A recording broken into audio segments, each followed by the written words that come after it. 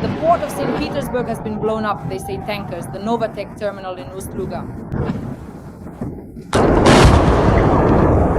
The roar was heard near Putin's residence. The FSB is urgently evacuating facilities. Leningrad region, train stations and the Grez are under heavy fire. Damn, they hit the railway station. Whoa, that was a hell of a blast. The railway got hit. Right by the bridge. Moscow and St. Petersburg are paralyzed, airports are closed, railways have been blown up. Boom bada boom. Uh-oh! The Novoshakhtinsk and Syzran oil refineries have been burning for several days now. Over the past month, more than 15 liters of blue oil have been taken out of processing in Russia. Wow. Looks like we're about to get kicked off the construction site. They hit the target. Ships are burned. A strike on Putin's residence. They hit it, yeah. That's it. Here, in the Rosneft area, Putin's residence is 2 kilometers away, the place where he called Trump from, the operational command center. The Russians are screaming.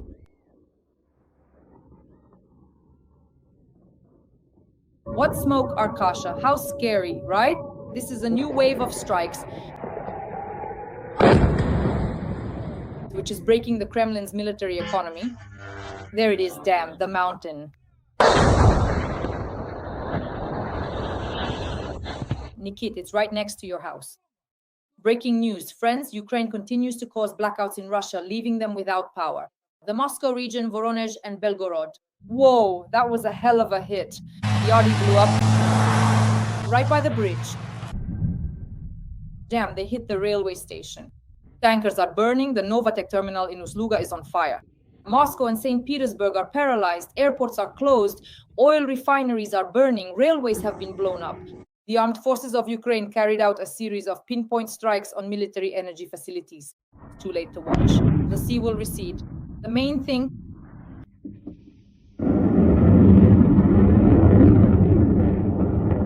In Tuapse, a strike by naval drones hit the port and the pier. A Russian warship was blown up near Novoshakhtinsk. In Kazan, there is a fire at the petrochemical plant. In Voronezh, 3 missile strikes hit CHP-1. Part of the city is without power.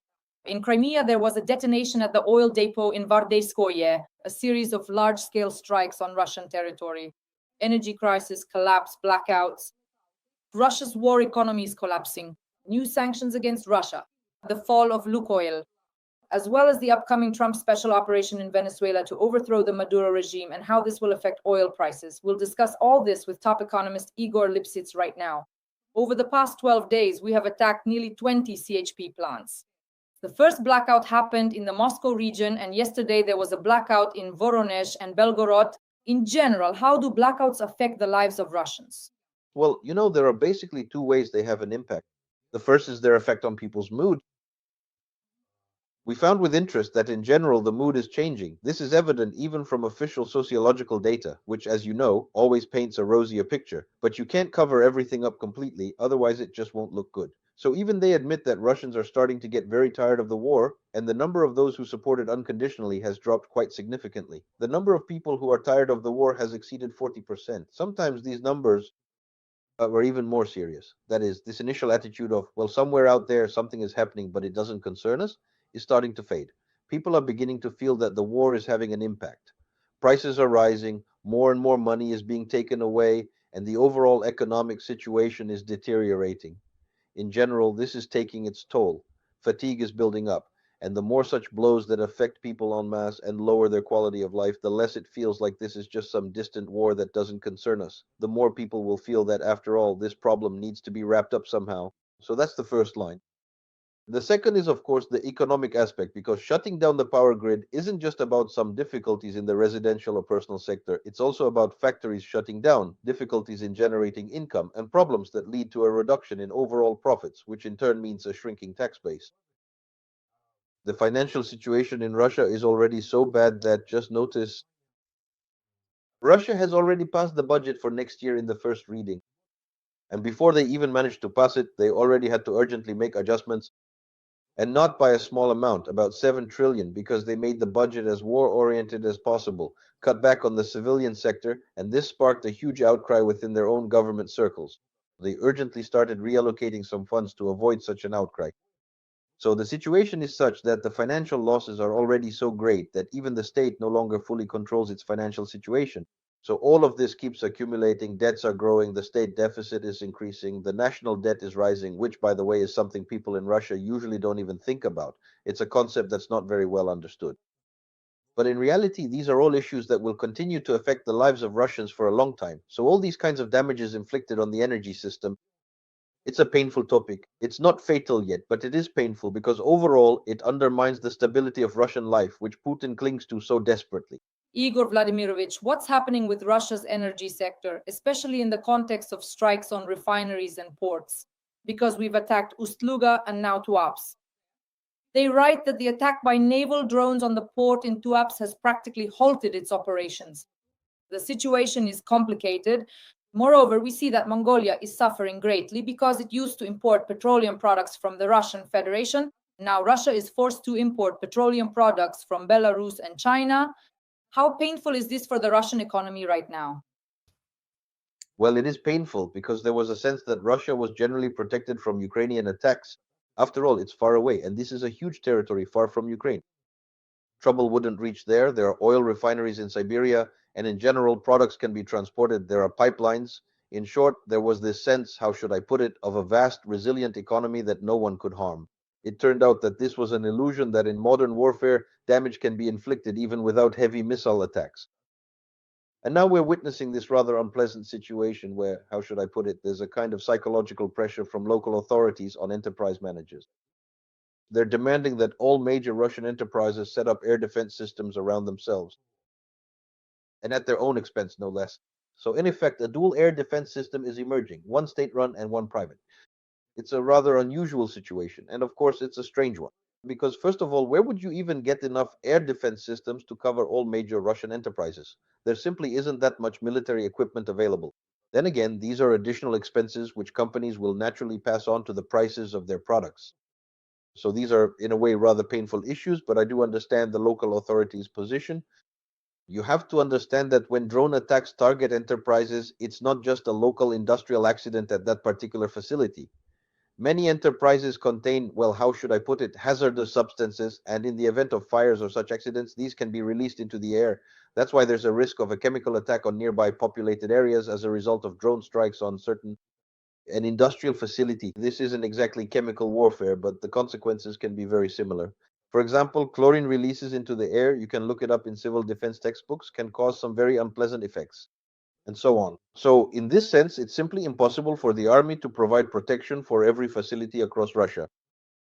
And Russia has indeed found itself in a situation, as military analysts correctly point out, where for the first time the size of Russia's territory has become a weakness for it, a weak element of its military system rather than a strength. Previously, when it was all about infantry, this was actually an advantage. By the time they got there, by the time you transported everything, it took an awfully long time. But now drone warfare has changed the situation, and for the first time, the vast territory with numerous technological sites, impossible to protect them all, has become a problem for Russia because it has to choose whether to use its air defense system to protect the army, the capital, or industrial facilities. In other words, Russia has found itself in a war it did not expect. It was unprepared for this war and it will suffer losses which will have long term consequences. Well, let's look at what we see, for example, in the oil industry. A truly dire situation has arisen because there is now a shortage of motor fuel within Russia itself, and Russia has intergovernmental agreements to supply motor fuel to both Mongolia and Kyrgyzstan. And because of the shortage in Russia, these two countries were left without fuel, in other words, not so lucky anymore. Everyone there used to be fine, everything was good for them. But now there's no happiness because you can't fill up anything.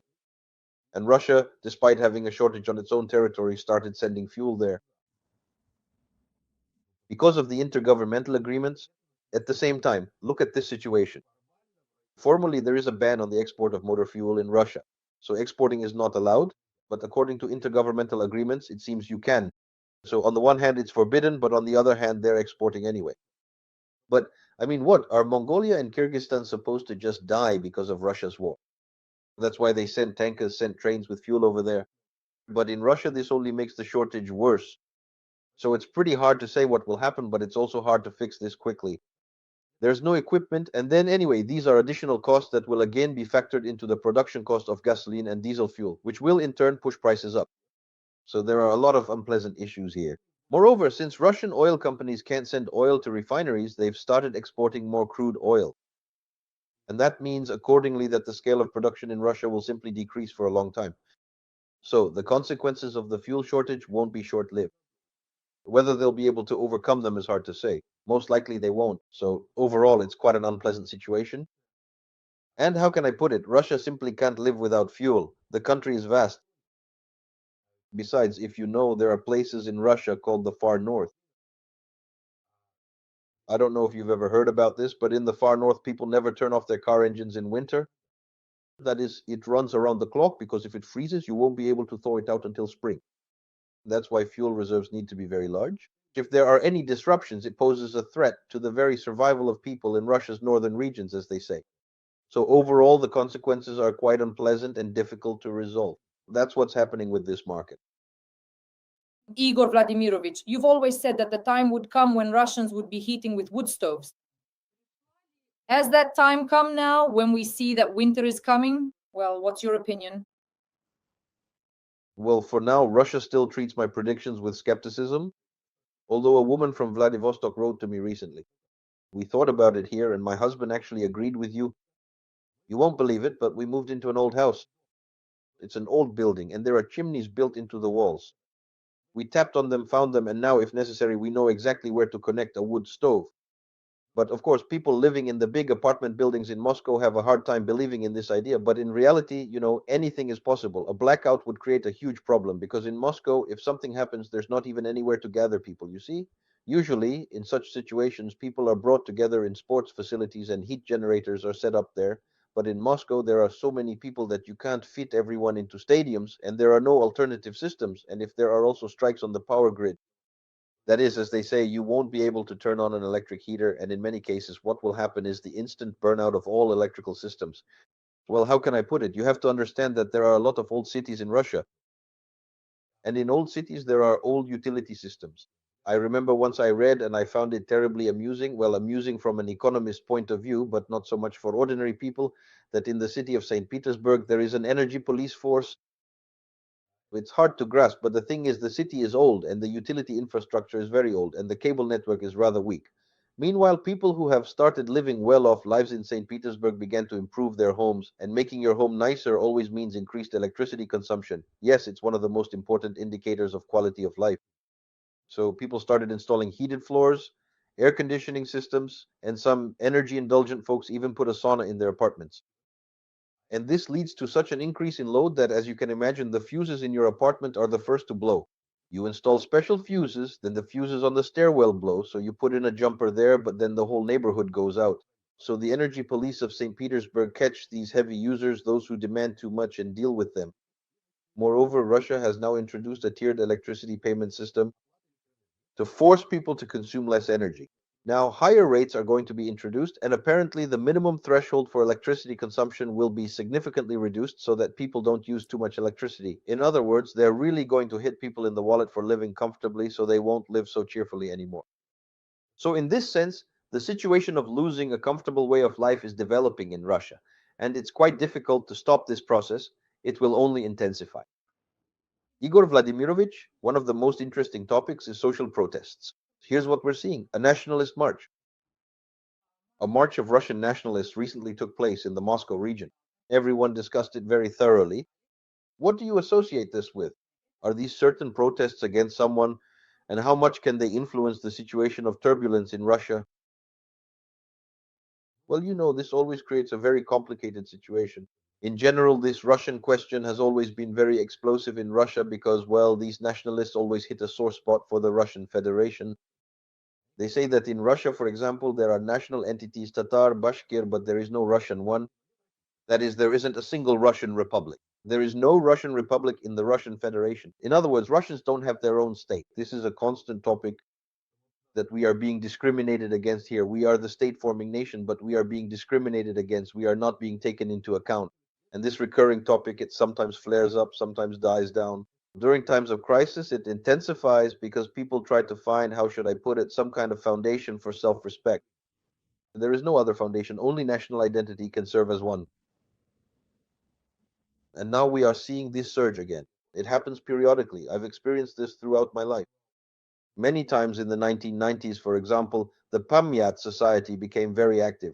Those who are older might remember it, which at that time was mainly fighting against Jews, shouting things like, Jews, pack your bags, go to Israel. And eventually those shouts reached me as well.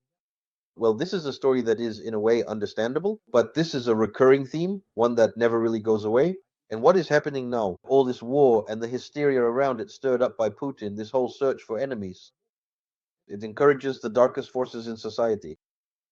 And from this, a powerful movement arises. It was the same way in the Russian Empire. If you remember the Black Hundreds, which existed under the leadership of the Tsar's people, all of this happened a long time ago, and it has always existed in Russia. But sometimes it is suppressed because it is very dangerous for Russia, where many nations live. And sometimes the state doesn't have enough strength to suppress it. And then this dark theme in Russian life, these dark forces, the dark part of society gains confidence and becomes more active. Right now in Russia, we are going through a period when this dark force in society is becoming more active. What do you think about the migrant protests? We saw in New Moscow, for example, there was a whole brawl using improvised weapons, pipes, and rods. After that, the FSB, together with the National Guard, organized joint raids against migrants. Igor Vladimirovich, this. What about the anti-migrant policy in central Moscow? How much could it also lead to some kind of turbulence, even from an economic and social perspective? This is a very complicated issue. The thing is, Russia has found itself in a kind of trouble related to the fact that the country is going through a process of depopulation, a rather severe and frightening process. Interestingly, whenever I mention the figures for Russia's future depopulation, an incredible number of people get upset. People get upset with what I say, criticize me harshly simply because I use frightening words. But I was pleased to notice that, for example, the well-known Russian demographer Alexei Raksha basically cites the same figures as I do, gives the same estimates, and they are quite alarming. These estimates suggest that in the next 70 years, that is, by the end of this century, Russia's population will be cut in half. And of course, this creates a major problem after all.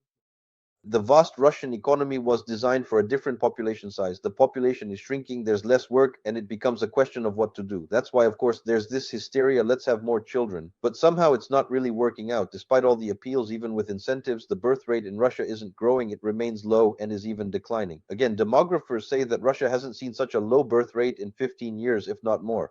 In other words, we're practically rolling back very far. In this sense, it's a big problem, so some kind of workforce is needed to maintain the levels of economic activity that have been established.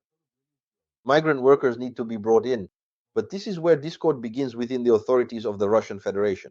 Some of these authorities are shouting that migrant workers need to be brought in, otherwise we won't survive, we won't be able to work, and there will be no one to work on construction sites. And they are organizing the mass importation of people from India. And if I'm not mistaken, they even want to bring people in from Nigeria. It's a very interesting topic. In the context of Russian racism, this is quite an interesting topic. On the other hand, there is another faction, which is led in part by the Russian Orthodox Church, that insists on no migrants at all. Migrants dilute the identity of the Russian people and lead to the widespread adoption of other religions, which threatens the position of the Russian Orthodox Church. Therefore, no migrants whatsoever.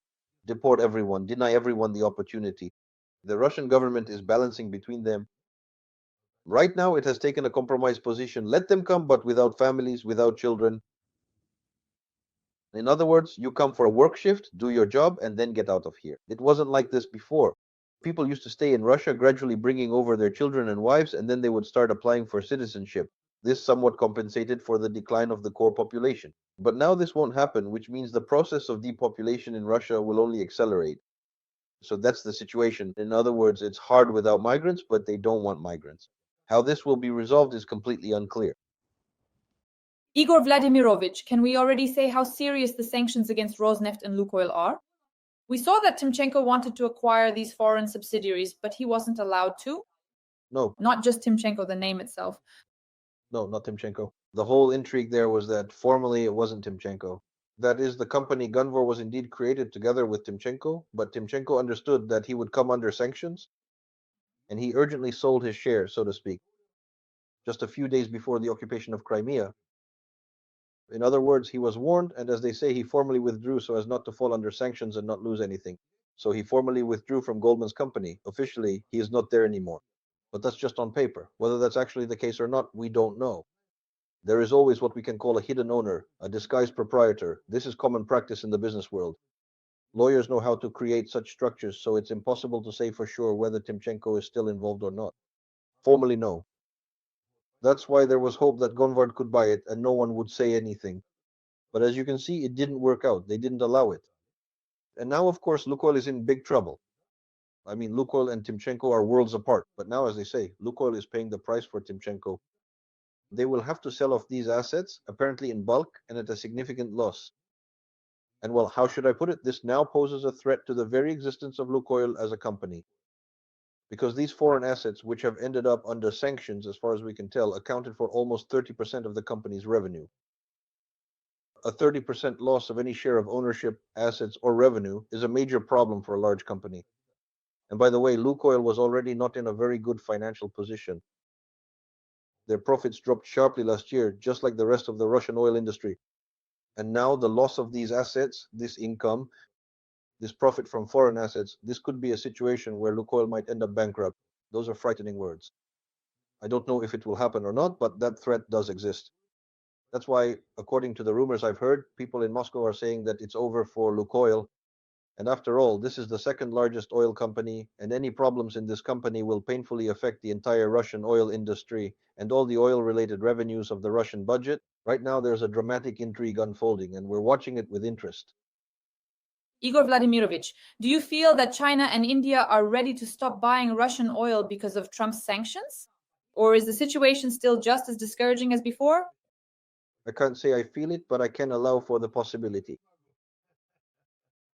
I can allow for the possibility because, in the global economic arena, everyone looks out for their own interest first. That's just the way it is.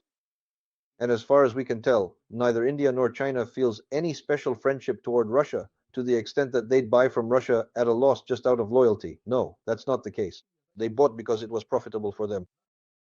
I've come across calculations showing that India benefited and saved about 15 to 17 billion dollars thanks to cheap Russian oil.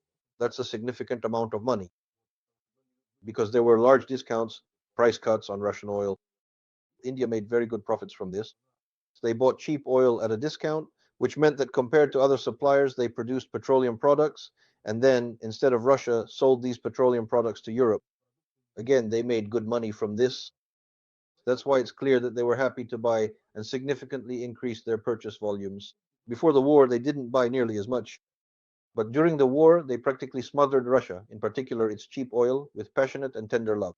But now, of course, if they're offered an alternative, they'll turn away from Russia. And they are being offered an alternative. First of all, Iran is very eager to supply them. And Iran is strongly asking the Americans to lift at least some of the sanctions on oil exports so that they can supply oil to India and China and replace Russia. In other words, it's like, let's make a deal. It's beneficial for you, it's beneficial for me, and I'm ready to help you squeeze out Russia. And the second blow that Russia might face is coming from Saudi Arabia, whom the Russian press loves to portray as a gentle friend, a kind of tender oil buddy, Russia's oil girlfriend, so to speak. It turned out to be completely untrue. This so-called oil girlfriend, Saudi Arabia, announced that it is very willing to bring its reserve production capacities back online and fully replace Russian oil supplies to India and China. They have spare capacity. In this sense, while Russia's position in the Indian and Chinese markets is not irreplaceable, let me put it this way carefully. That is, there are other suppliers, and in general, it's possible that Russia will lose these markets. For Russia, this is already a big problem. There are already reports coming in that there is a great deal of panic in Russia over the possible reduction of oil supplies to India because, excuse my non-economic language, the entire financial structure of the Russian state will go to hell. Then they will have to take some emergency measures, drastically cut social programs, and it's not even clear what could possibly be cut. In other words, it's a very serious problem and they will have to take very drastic action. They'll have to devalue the ruble significantly to generate worthless rubles to finance the state budget. So the threat to Russia is that even if only India cuts its purchases by half, it would already be almost a financial catastrophe, and it's unclear how to solve it. Igor Vladimirovich, what is your opinion regarding Venezuela? Will Trump be able to change the regime? Is it possible that Maduro will flee to Moscow? And what will we have there in Moscow? Yanukovych, Assad, Maduros, all who can, all are equal, as if on a boat Putin will protect them. Yes, tell me about it. So, to put it simply, do you believe that Venezuela could really change its leadership, that the regime could fall, and then it would renew its relations with America, and the oil market, the situation with oil would change catastrophically? Well, anything is possible. As far as I understand, right now, American lawyers are looking for at least some kind of, well, how should I put it, a legal justification for aggression against Venezuela. But as we know, for Trump, these things happen quite easily. So I can't rule out that they will eventually find some pretext that would allow them to intervene in Venezuela under the guise of protecting the interests of the American nation. Anything is possible. The idea is simple. After all, Venezuela is very rich. Oil has practically made it, as far as we understand, the richest country in the world in terms of oil reserves. They compete with Canada over who has more. It's not as cheap as in Saudi Arabia, but it is well refined in the US. The oil there is heavy, as far as I know, in Venezuela. It's not very light, but American refineries know how to process it. That's always been the case. And again, as far as I know, there is already some movement, and some oil shipments from Venezuela to the US are already underway. It's written there very carefully that in the event the revenues from these operations do not go to the Venezuelan government. Well, it's a pretty funny story, but for now, that's how things are. For the US, this would actually be a good thing. They could quickly ramp up oil production in Venezuela. After all, the infrastructure is there, though it's been destroyed and damaged. But as they say, with an American oil company, it's within our power to restore it all. And then Venezuelan oil would go to US refineries while American oil would not. It would be exported all over the world. So, in other words, this kind of scenario is possible. Therefore, of course, we can't rule out the possibility of intervention. That's why we're watching with interest. If this happens and Venezuela returns to the global oil market, then of course the rate at which oil prices fall worldwide could accelerate and a very low level could become entrenched. Look, right now the forecasts are that the price will be somewhere next year at around $60 per barrel. But there are even more alarming forecasts from the International Energy Agency. That's $52 per barrel. For Russia, these are very frightening numbers because the total costs of oil extraction and transportation in Russia are currently, according to various estimates, somewhere around $40 to $45. At many oil fields, if your price is going to be 52 and that's Brent, not Urals, and there's a discount of 12 or even 14 from Brent, then it turns out that extracting oil costs more than what you get from selling it. In other words, the oil industry will become unprofitable. Many enterprises will be operating at a loss. Many wells will have to be mothballed. This is a serious disaster. This threat is hanging over Russia, and no one knows what to do about it, but it's clear that Russia's prospects in the oil industry weren't very good to begin with. And now, by destabilizing its position on the global oil market because of the war and giving its enemies the opportunity to take away Russia's share of the global market, it has driven itself into a huge long-term predicament. Igor Vladimirovich, how do you assess the prospects of the 20th package of European Union sanctions? Because everyone is already saying that the 20th is being prepared, but many economists point out that the 19th hasn't even started working yet. There's a huge shadow fleet and no one is fighting it. Is there no toolkit for controlling these sanctions? I would like to hear your analysis. Well, what can I say? The only consistently positive thing about adopting these packages is that in every case it confirms Europe's willingness to punish Russia and support Ukraine.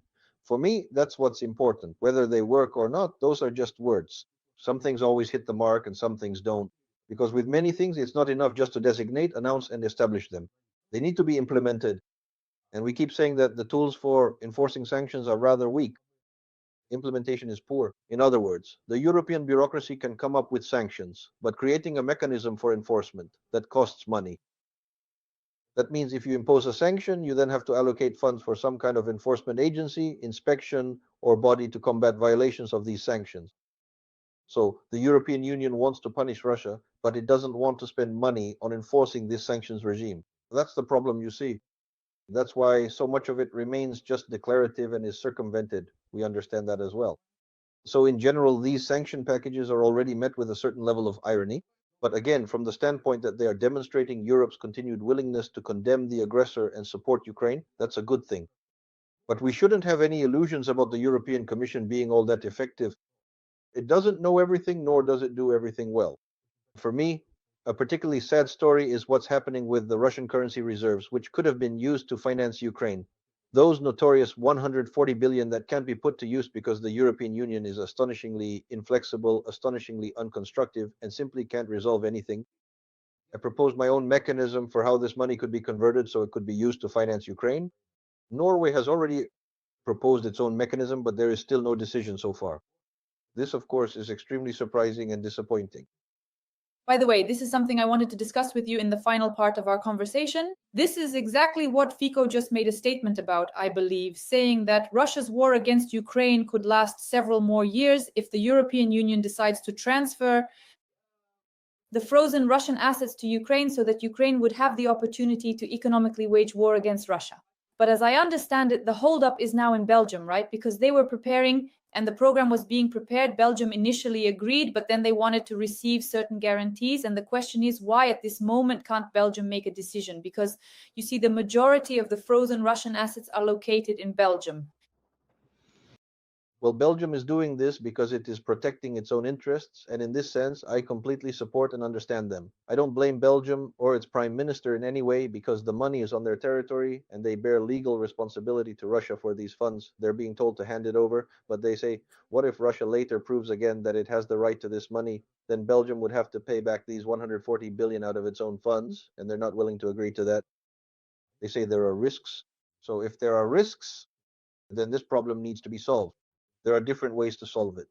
I suggested creating a risk insurance system for this. It's entirely possible.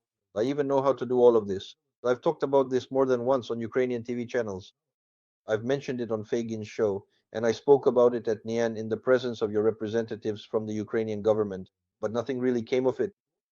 There was no such decision about insuring this loan so that Belgium wouldn't be afraid that if anything happens, it would have to cover it alone. And since that's not the case, they keep saying, the European Union, guys, let's share the responsibility, ensure these 140 protect us. And the European Union says, no, maybe someday we'll compensate you somehow, but for now, just give it away for free. Well, naturally, the Belgians don't want to. So you see, an interesting twist of fate has occurred. So the second option I suggested was to insure it. And now in Norway, there's an idea to use their national fund, which is over 1 trillion, to cover it. They want to provide a guarantee for these 140 so that Belgium won't be afraid. In the event that Russia starts demanding the 140 billion, the Norwegian sovereign fund will compensate Belgium for that money. So a reasonable solution exists, but the European Union, the European Commission, hasn't made any decision about it yet. They're simply trying to force Belgium to agree to just give it away for nothing, and naturally, Belgium doesn't want to. It's a strange deadlock, in my opinion, purely bureaucratic and foolish. I don't see anything else here. There is a solution, and it's not very complicated. But so far, it hasn't been implemented, even though it could have been. And as for what Slovakia is saying, well, let's ask a question. If we don't give money to Ukraine, is Putin going to immediately stop fighting? He intends to keep fighting for many years until he achieves the complete destruction of Ukraine. So what are Slovakia and Hungary suggesting then? That Ukraine should be eliminated as a state? Would that make life easier for Slovakia? Well, we need to understand what's really behind this decision. That's why the real question here is that we can and should help Ukraine with this money. Iglandia, do you believe that in the near future there is a real possibility that Ukraine will actually receive these frozen Russian assets? Well, I don't see any, insurmountable obstacles, if I can put it that way. Everything can be resolved. If there's a will in business, we always find 24 ways to get around any obstacle. That's exactly the art of a business consultant, the art of a manager, to find ways around the obstacles that life throws at you. All of business is made up of problems that arise, and overcoming those problems is the task of any manager. So there is nothing that would fundamentally prevent this from happening. There is just, how should I put it, very little flexibility. The lack of qualification among European Commission experts who either don't understand the problems or simply don't want to solve them. There's also, how should I put it, another very unpleasant aspect. On the one hand, the European Union clearly wants to help Ukraine in its war with Russia, but on the other hand, it doesn't want the destruction of Russia. This greatly reduces the effectiveness of all sanction mechanisms. The European Union doesn't know what it wants, just like the United States. No one knows whether they want the destruction of Russia or the collapse of the Russian regime. Or do they just want to weaken Putin a little so that he stops fighting, but everything else stays the same because they're afraid of Russia falling apart? And as long as there isn't a unified approach, sometimes they act, sometimes they don't, sometimes they impose penalties, sometimes they don't enforce them. This is the predicament we're living in.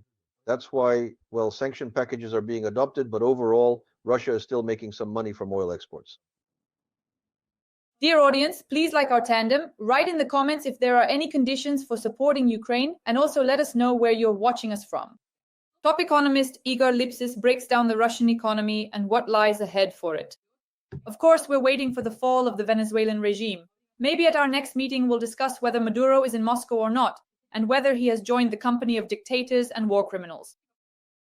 Igor Vladimirovich, thank you, and as always, I hope to see you again soon. All the best. Take care.